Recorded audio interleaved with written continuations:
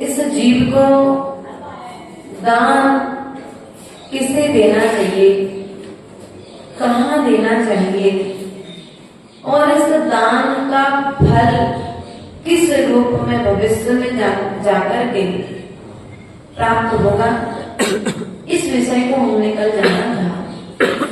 इसी ग्रंथ की कारिका नंबर 27 के माध्यम से पुनः हम इसी ग्रंथ में प्रवेश करते हैं और मुख्य रूप से आचार्य भगवत यहाँ पर यह बताना चाहते हैं कि हम सभी प्राणी अपने आप को सम्यक दृष्टि मानते तो नहीं मानते?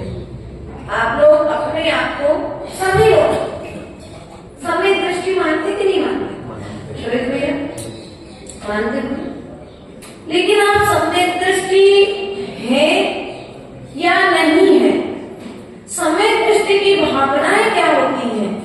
तो आचार्य भगवत यहाँ पर कह रहे हैं संयोगेन यथा यातम् मत्तस्तत् समलं परम् तत्परित्याग योगेन मुक्तो दमिति मे मति। अर्थात जो सम्यक दृष्टि जीव होगा संयोगेन यदा यातम मत्तस्तत् सकलम परम, अर्थात वह निरंतर यह चिंतन करेगा। वैसा तो भैया जो सम्यक दृष्टि जीव होगा ना वो निरंतर चिंतन करता रहेगा। जैसे बिजली के तार में बिजली प्रवाहमान है ना, वैसी सम्यक दृष्टि जीव के भीतर में यह भावना निरंतर प्रवाहमान रहेगी कि संयोग है, जितनी भी वस्तु का संयोग हुआ है मैं इन सब वस्तुओं से भिन्न। आप सम्यक दृष्टि हो? बोलो तो। अभी तो सब कह रहे थे सम्यक दृष्टि है, अब एक पल में ही पलट गए। ऐसा नहीं होना चाहिए। आचार्य भगवत कहते हैं अपनी जो जैन शास्त्र है, ये जैन धर्म है, ये अनेकांत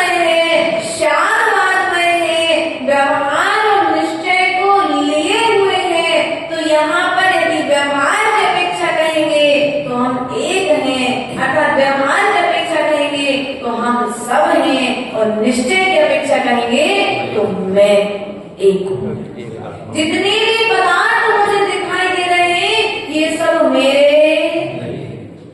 अभी विधान चल रहा था वीरोदेव में, है ना? और विधान चलते चलते सभी ने शांति धारा की बोली ली, ली थी ना। सौधन मित्र बने थे, यहाँ से लगभग कांता काका भी पहुंचे थे, ये भी सौधन मित्र बने थे। यहाँ से बहुत सारे लोग पहुंचे। हमारे महेश भैया ने तो सौधन मित्र बन करके बिल्कुल ऐसी भक्ति करी लगा कि सच में सौधन मित्र आ गए। उसके पश्चात हमारे दादाजी भी, आशीष के पिताजी भी सौधन मित्र बने थे। बसंत काका भी एक दिन बने थे। तो कहने का तात्पर्य है सब लोगों ने कुछ न कुछ पात्र बने बनने के पश्चात आपको आपके माथे पर एक चांदी का मुकुट लगाया गया, किसी को सोने का मुकुट लगाया गया, किसी के लिए बड़ी अच्छी सी द्रव्य की थाली चांदी के थाल भर करके दिए गए, किसी के लिए वहां पर अष्टप्रातियां विराजमान करने के लिए दिए गए, किसी के लिए वहां पर ध्वजाएं विराजमान करने के लिए दी गई। लेकिन आपने मुकुट पहना है। पहनने के पश्चात जैसे विसर्जन हुआ आपने तत्काल मुकुट क्यों? आप तो सौधन में थे ना, आपने बोली दी थी, आपको मुकुट दिया गया था। समाज के अध्यक्ष ने स्वयं आपके मस्तक पर वह मुकुट लगाया था, लेकिन फिर भी आप वापस करके आ गए। तो जितने समय तक वह मुकुट आपके मस्तक पर लगा रहा उतने समय तक के लिए भी आपको उस मुकुट से राग नहीं हो सकता। क्यों नहीं हुआ राग? वापिस छोड़ना ही, क्योंकि आपको मालूम है कि यह मुकुट मेरा तो छोड़ने में समय। मंदिर में आकर के सोने के कलश से अभिषेक किया, चांदी के कलश से अभिषेक किया, लेकिन भीतर में भावनाएं क्या हुई? ये मेरा। मेरे में जो सम्यक दृष्टि जीव होगा वह निरंतर पर पदार्थों को देख करके ये विचार करता रहेगा कि जितने भी सहयोग मुझे हुए हैं ये सब मेरे, ये पर पदार्थ जो मुझे मिले हैं ये सब मेरे साथ में जाने वाले। क्या ना माता जी, मंदिर में आकर के तो राग देश होता है पर पदार्थ कहने की। ध्यान रखना ये अनादिकालीन पद्धति है माता जी, कि इस रोग का संस्कार नहीं है। मात्र यदि इतना विश्वास हो जाए कि हम जिस क्षेत्र में बैठ करके पाप कर रहे हैं वह क्षेत्र हमारे पाप के कारण से अशुद्ध हो रहा है और इस अशुद्धि फैलाने का फल मुझे नरक और निगोद में जाकर के भोगना पड़ेगा, तो मंदिर में पाप छूट जाएगा।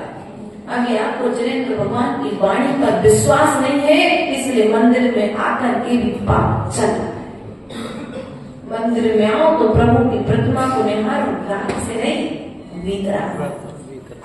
सम्यक दृष्टि प्रभु की प्रतिमा को निहारता हुए भावना करता है कि ये भगवान जैसा आपका रूप है वैसा ही तो मेरा रूप है, बस आपने प्रकट कर लिया है और मैं प्रकट करने का पुरुषार्थ कर रहे हो। बस इतना आप पूजन कर रहे हो, कर रहे धीरे धीरे धीरे धीरे पाप कम होगा और आपका रूप प्रकट होगा कि नहीं होगा। रूप के साथ साथ हमें स्वरूप की यात्रा प्रारंभ करनी है। एक थाली से दूसरी थाली में द्रव्य रखते हुए हमें उस द्रव्य को चढ़ाते हुए भी क्या करना है? जब तक थाली में द्रव्य रखी है तब तक अने भैया मेरी है। जैसे स्वाहा बोल दिया उसके पश्चात कोई उठा ले जाए हमारी ही बोलो तो दुकान पर आपने सौदा लगा दी, भैया महेश कपड़ा काट के आपने थान व्यवस्थित लगा दी, सामने वाले का ऑर्डर आया था और आपके जेब में पैसा आ चुका है। अब सामने वाला जब चाहे तब उठा करके आपको में राग होगा क्या? बोलो काका जी, सोने की दुकान पर व्यापारी तुम्हारे पास सोना खरीदने के लिए आया है और उसने पेमेंट दे दिया है। अब वो ले जाए, चाहे फेंके, चाहे गलाए, चाहे कुछ भी करे, फिर आप हस्तक्षेप करोगे? क्यों? तुम्हारी दुकान से खरीद के गया है, तुम्हारी दुकान से कपड़ा लेकर के गया है, तुम्हारी दुकान से किराने का सामान लेकर के गया है, फिर भी हस्तक्षेप क्यों नहीं? क्योंकि तुमने भीतर में मान्यता बना करके रखी, अब ये वस्तु मेरी। बस ऐसी संसार में रहते हुए, संसारी प्राणियों के बीच में रहते हुए भी हमारे लिए अपनी मान्यताओं को बदलना है। जितने भी सहयोग मुझे मिले हैं वे सब मुझसे भिन्न है कि नहीं है? चेयरमैनों से कहती मैं सब जितने चेयरमैन जबकि लेते अच्छी आवाज अच्छी है तो माता जी आपके आवाज बहुत अच्छी है, सलोरी है जल्दी आ जाती है।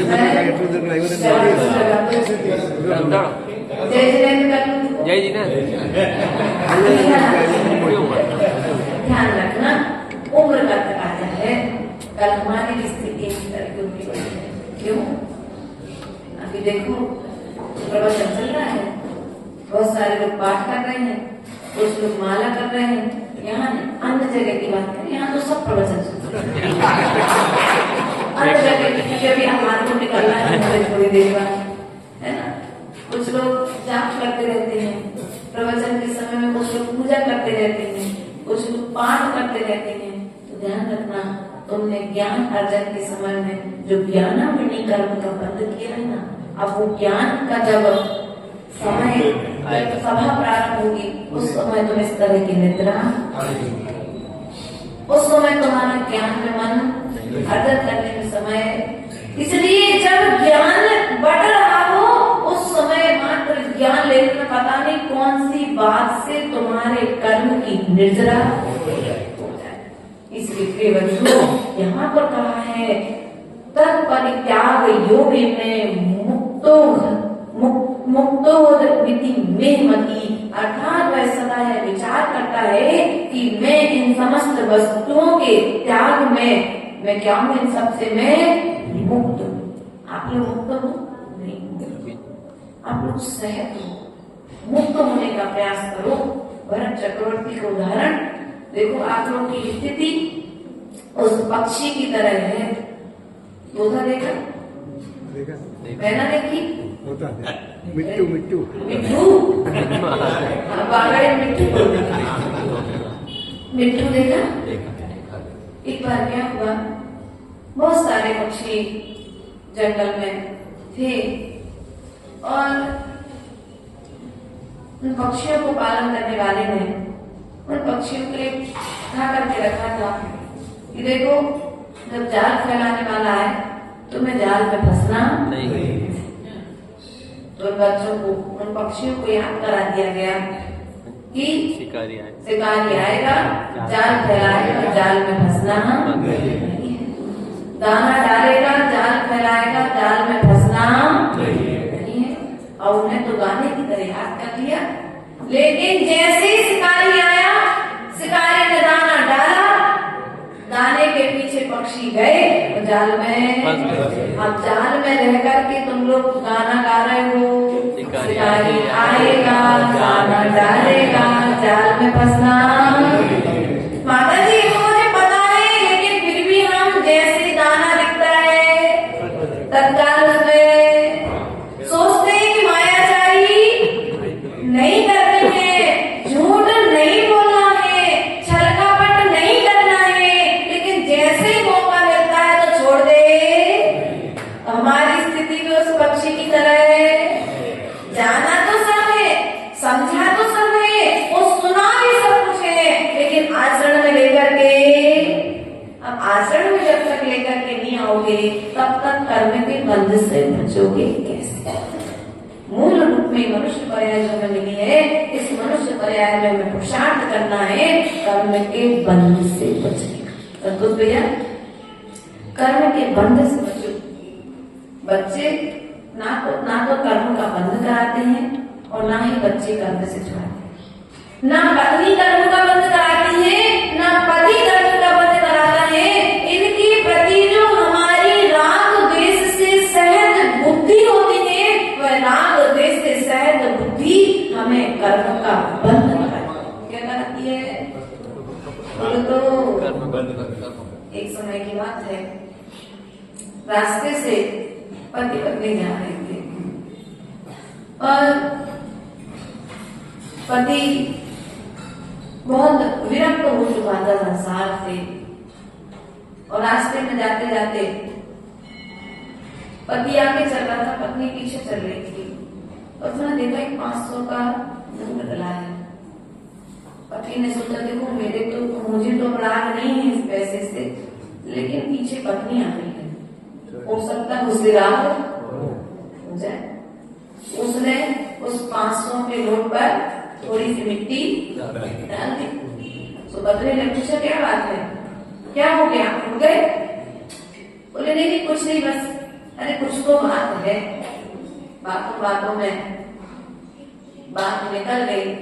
मुझे ऐसा लगा कि 500 का नोट डला है, तुम्हारी नीयत खराब ना हो जाए, इसलिए मैं इस 500 के नोट को, पत्नी ने कहा कि अभी आपका वैराग मार्ग तय है, क्योंकि तुम मुझे जब दोषों से युक्त देख रहे हो, अर्थात अभी उस दोष से तुम सहज, क्योंकि जो दूसरों में दोष देखता है वह स्वयं उस दोषों से लिप्त होता है। इसलिए प्रेम जो प्रयास और पुरुषार्थ करो, राग द्वेष से रह। स्वामी इष्टोपदेश ग्रंथराज में कहा है, राग द्वेष वही दीर्घ नेत्राकर्षण कर्मणा अज्ञाना सुचिरम जीवा संसाराद्रौ। देखो माता जी को याद होगी गाथा, आज पढ़ के सुनाए, अच्छा लगा कि नहीं लगा? यदि घर में होती तो कोई कुछ ना कुछ दूसरा काम और मोक्ष मार्ग पर है, शिष्टोपदेश ग्रंथराज कंठस्थ हो गए। वही ग्रंथ कंठस्थ हो गया जिस ग्रंथ की गाथाओं को आप लोग आज पढ़ भी नहीं पा रहे शुद्ध तरीके से, और इस छोटी सी उम्र में इन्होंने याद, छोटी सी अक्षरा ने याद कर लिया, श्री सभात्री माता जी ने याद कर लिया कंठस्थ। कहने का तात्पर्य है, राग द्वेष वही दीर्घा नेत्राकर्षण कर्मणा अज्ञाना सुचिरम जीवा संसार राद्रो। मठा भाया आप लोगों ने, दादी खोडलिया विदित की दादी मठा भाया, अनूप की मम्मी आपने भाया होगा, अरे सोनू की सास मठा बनाया। पहले पूर्व में चलता था ना, वो बीच में डंडा रखते थे, डोरी डालते थे,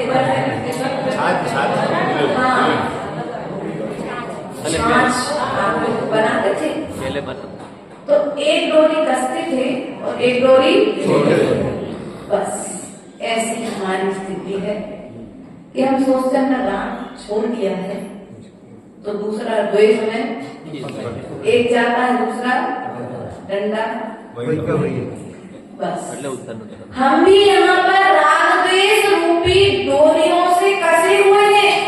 डोरी आगे पीछे हो रही है, लेकिन हम जहाँ के तहाँ, हमें करना क्या है? इन राग द्वेष रूपी डोरियों से छूट करके हमें संसार से पार होना है। और जब तक हम राग द्वेष को नहीं छोड़ेंगे, ज्यादा मत छोड़ो, थोड़ा थोड़ा तो छोड़ो, क्या ज्यादा मत छोड़ो, लेकिन थोड़ा थोड़ा तो राग द्वेष, थोड़ी थोड़ी तो मोह बुद्धि हटानी पड़ेगी, थोड़ा थोड़ा तो प्रेम कम करना पड़ेगा, थोड़ा थोड़ा तो मोह घटाना पड़ेगा, क्योंकि जब तक मोह घटाओगे नहीं तब तक मोक्ष नहीं जा पाओगे। मुनि बनने के लिए मोह घटाना पड़ेगा। रत्नकंठ साहब का चारण कहा है, मोही मुनि की अपेक्षा निर्मोही श्रावक श्रेष्ठ। क्या कहा भैया? मोही मुनि की, क्या कहा भैया? मोही मुनि की अपेक्षा निर्मोही श्रावक श्रेष्ठ है।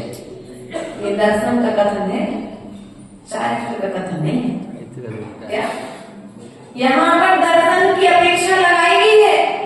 यदि मुनिराज बनने के पश्चात में भी चारित्र की अपेक्षा से तो मुनिराज ही श्रेष्ठ है, लेकिन यदि सम्यक दर्शन की अपेक्षा से लगाया जाए तो यदि मुनि के लिए अपने भीतर में मोह हो रहा है तो उस मुनि की अपेक्षा से, दर्शन की अपेक्षा से वह श्रावक श्रेष्ठ है। श्रावक के लिए श्रेष्ठ कहने प्रिय बंधुओं, प्रयास और पुरुषार्थ करो कि मेरा सम्यक दर्शन निर्मल बने। हम सम्यक दृष्टि है तो सम्यक दृष्टि जो होगा वह निर्मोही होगा। धीरे धीरे रहेगा सबके बीच में, लेकिन जलते भिन्न कमल। बोलो तो रहेगा सबके बीच में, लेकिन उसके भीतर में भावना रहेगी कि ये सब मेरे साथ में जाने वाले। बोलो तो भैया, भावना भीतर में चलेगी, ये सब मेरे साथ में जाने वाले। तुम्हारे कर्म का फल किसको मिलेगा? पक्का पड़ोसी को, जिसके साथ आवेश किया, लड़ाई झगड़ा किया है, उसको मिल जाए? नहीं मिलेगा ना। यदि तुमने बुरा देखा है, तुमने बुरा बोला है, तुमने बुरा किया है, इसका फल किसको मिलेगा? पक्का विश्वास है ना। जब तुमको विश्वास है कि मेरे बुरे परिणामों का फल मुझे ही मिलने वाला है, तो फिर बुरा परिणाम क्यों करते हैं?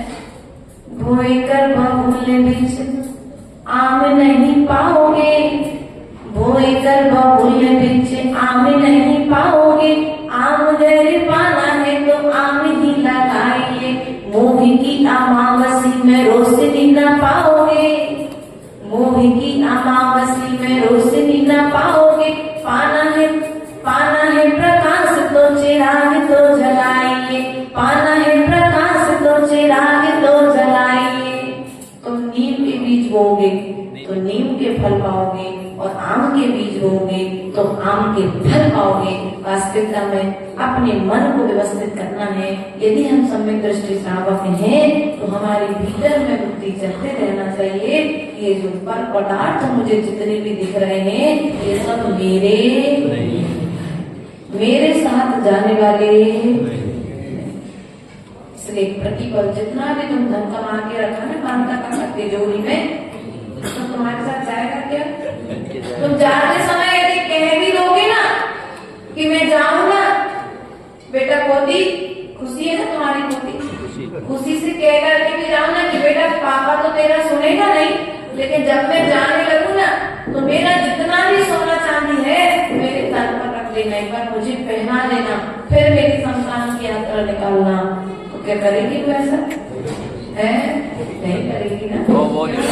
वो भी निकल लेगी, जो हो वो भी निकल लेगी, जो होगा वो भी निकल। पूरा विश्वास है सबको, मुझसे ज्यादा तत्व ज्ञान तो आपको है, क्योंकि रोज संसार का काम छोड़ने जाते हो, किसी न किसी के निमित्त से जो कपड़ा पहन के जाते हो, उस कपड़े को भी संसार घाट पर, वो कपड़ा तुम्हें कहता है कि ये कपड़ा भी तुम्हारे साथ में जाने वाला। जैसे तुम आए थे वैसे ही तुम, तो क्यों ये फालतू का इतना राग द्वेष करके, कर्म का बंध करके संसार में भटक रहे हो? इसलिए अपने संसार की इस यात्रा को यदि रोकना है तो कम से कम सम्यक दर्शन पने को प्राप्त हो जाओ। सम्यक दृष्टि की भावनाएं रहती है, जो मुझे प्राप्त हुआ है वह मेरे साथ में जाने वाला। जिन जिन जीवों का मुझे सहयोग हुआ है वह सब मेरे साथ में जाने वाले नहीं है, सब यहीं पर छूटने वाले हैं। सब वस्तुएं तुमसे छूटे, सब व्यक्ति तुमसे छूटे, उसके पहले उन्होंने बुद्धि से छोड़ देना। बुद्धि पूर्वक छोड़ोगे ना तो महिमा गाई जाएगी। क्या बुद्धि पूर्वक? चक्रवर्ती ने क्या किया? बुद्धि पूर्वक छोड़ा है, तो आज तक उसकी जयकारा बोलते हैं। तीर्थंकरों ने क्या किया? बुद्धि पूर्वक छोड़ा है, तो आज तक उनकी जयकारा बोली जाती है। मुनिराजों ने क्या किया? बुद्धि पूर्वक छोड़ा है, तो आज तक उनकी जयकारा हम कर रहे हैं। और हम क्या कर रहे हैं? तुम छोड़ोगे नहीं तो छुड़ा लेंगे। क्या छोड़ोगे नहीं तो छुड़ा लेंगे, और छुड़ाने का दिन आए उसके पहले छोड़ देना। इसी में हमारी समझदारी है, यही हमारे मनुष्य पर्याय का ध्येय है। बोले भगवान महावीर स्वामी की जय।